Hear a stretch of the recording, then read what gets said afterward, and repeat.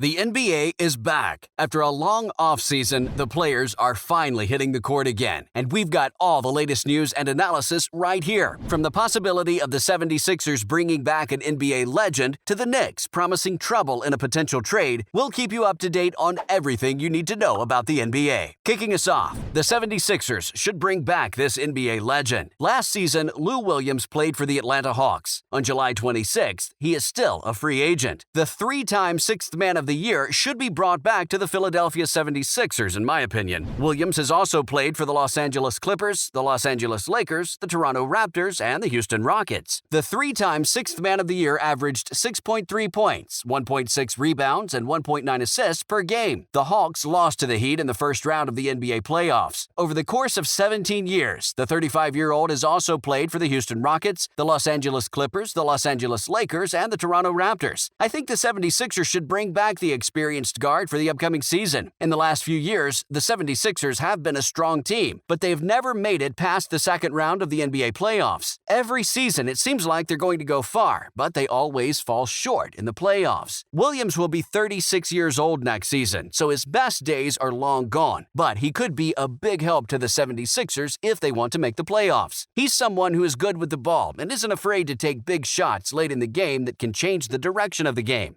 As a teenager, he was picked up by the NBA in 2005, and for the first 7 years of his career, he played for the Philadelphia 76ers. It could be a good way for Williams and his fans to end his career. Not only that, but he could help the All-Stars Joel Embiid and James Harden a lot off the bench. Next, Knicks' promising wing makes trading for Donovan Mitchell tricky. In general, NBA teams don't like to trade homegrown young players. This is especially true if the rest of the league didn't see the talent's worth. When executives find gems late in the first round, anywhere in the second round, or on the trash heap, they get attached. The success of these players is a good sign for the scouting and development programs of their teams. They usually work hard and are liked by their teammates. They're the kind of guys who bring good vibes to practice and become fan favorites. But almost every team is obsessed with drafting and developing well, partly because this lets you trade for stars. When a player like Donovan Mitchell is up for a trade, he usually won't be traded for another multi-time All-Star at a similar point in his career.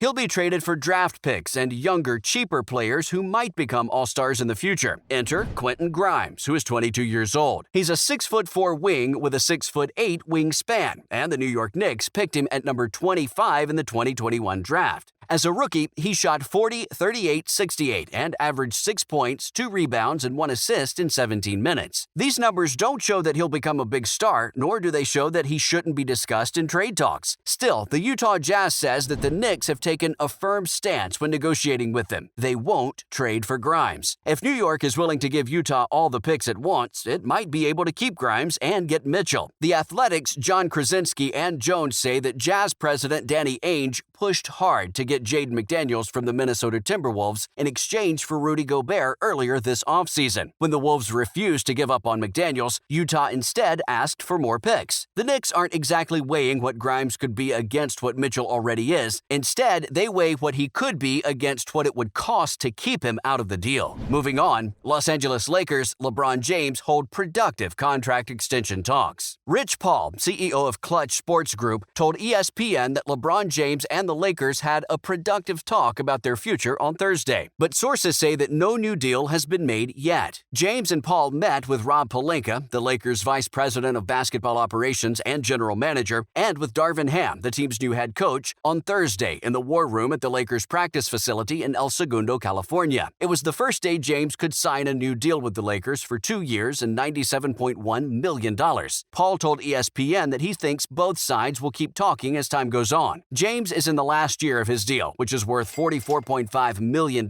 and will be 38 years old when it's over. The NBA's collective bargaining agreement says that a player who is 38 years old or older can only sign a 2-year contract. James has until June 30th to sign the extension. If he doesn't, he'll be able to sign with any team he wants. James could ask for a 1-year contract extension worth $47 million for the 2023-2024 season, with an option for an extra year for the 24-25 season. It's possible that that this was done on purpose. His oldest son, Bronny, is in his last year of high school. In 2024, he will be old enough to play in the NBA. James has repeatedly said he wants to play on an NBA team with his son before he retires. In other related news, Oklahoma City Thunder re-signed sharpshooting forward and center Mike Muscala and former NBA player Iman Shumpert arrested in Texas. Mike Muscala, a forward and center, has re-signed with the Oklahoma City Thunder, the team said on Thursday. Oklahoma City had a team option on Muscala for the 22-23 season, but they turned it down. The team did not say what the terms of the deal were. Last season, Muscala, who is 30, quietly had another great year as a big man who could shoot well for the Thunder, who were rebuilding. Even though Muscala only played about 14 minutes per game, he made 3.8 three-point shots per game and made 42.9% of them. He and Karl Anthony Towns are the only 6'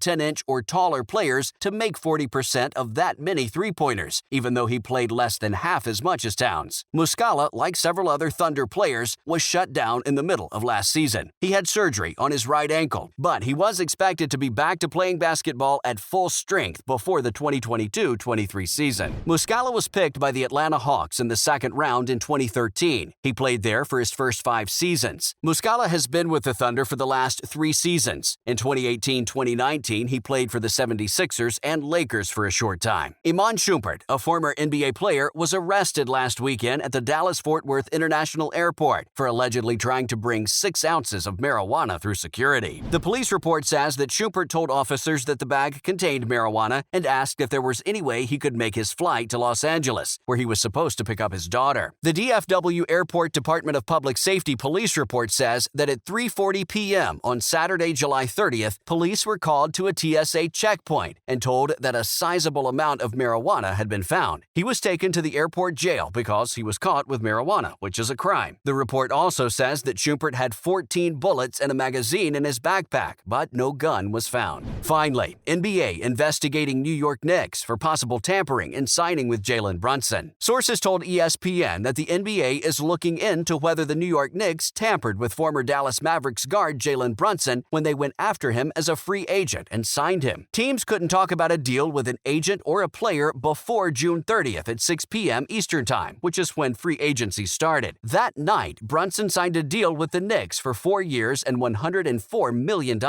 In 2019, the NBA made its anti-tampering rules stricter. For example, the maximum fine for a team went up to $10 million, and team executives could be suspended, lose draft picks, or even have their contracts thrown out. People think that there's almost no chance that the contracts will be thrown out. Sources told ESPN's Adrian Wojnarowski on Friday that the league has opened an investigation into the Philadelphia 76ers for possible tampering and early contact with James Harden, PJ Tucker, and Daniel House Jr., who are all free agents this summer. Sources say that Daryl Morey, the president of basketball operations for the Sixers, has already started answering questions for league lawyers. Last year, the NBA took away a second-round pick from both the Chicago Bulls and the Miami Heat for making early contact with 2021 free agents Lonzo Ball and Kyle Lowry. For tampering with Sacramento Kings restricted free agent Bogdan Bogdanovic before the 2020 season, the Milwaukee Bucks lost a second-round pick in 2022 as punishment. That's all we could cover in our very limited time today. However, make sure to subscribe for more NBA news in the future.